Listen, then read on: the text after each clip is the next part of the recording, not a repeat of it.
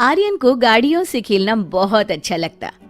जब भी कोई नई दुकान देखता या कहीं घूमने जाता और वहाँ अगर खिलौनों की दुकान दिख जाए तो बस।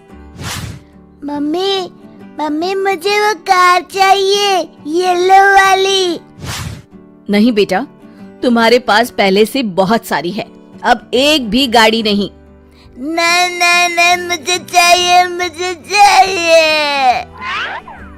रोते रोते कभी आर्यन जमीन पर लेट जाता तो कभी मम्मी की ढेर सारी डांट खाता पर खिलौना लेकर ही मानता। घर आने पर मन भर के गाड़ियों से खेलता, लेकिन उसके बाद वो खिलौनों को ऐसे ही बिखरा पड़ा रखकर कमरे में चला जाता। एक दिन मम्मी बाहर से आई और उनके साथ उनकी सहेली भी आई थी। आर्यन, देखो तो कौन आया है।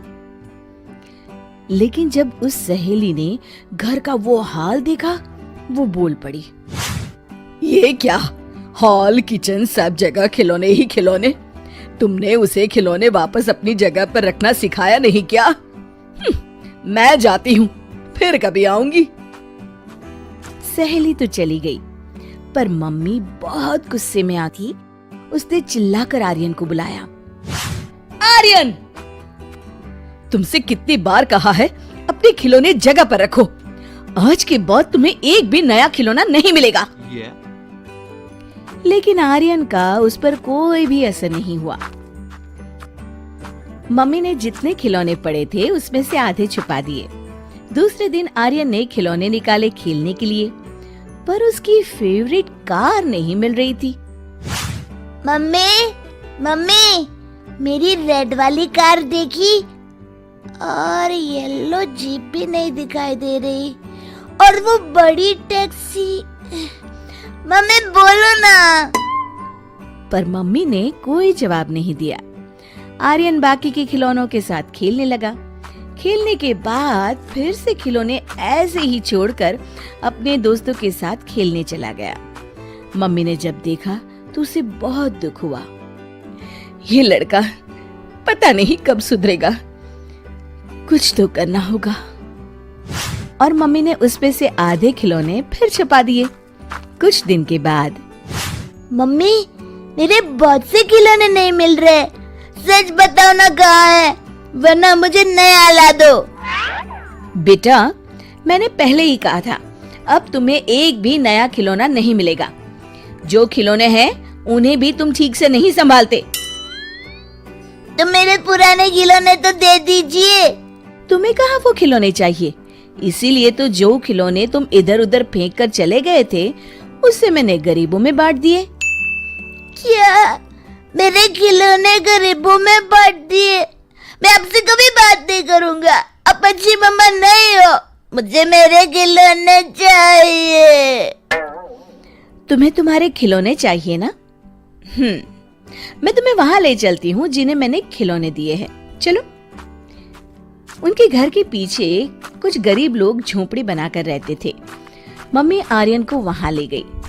वहां से आती हुई बदबू से आर्यन ने नाक बंद कर लिया।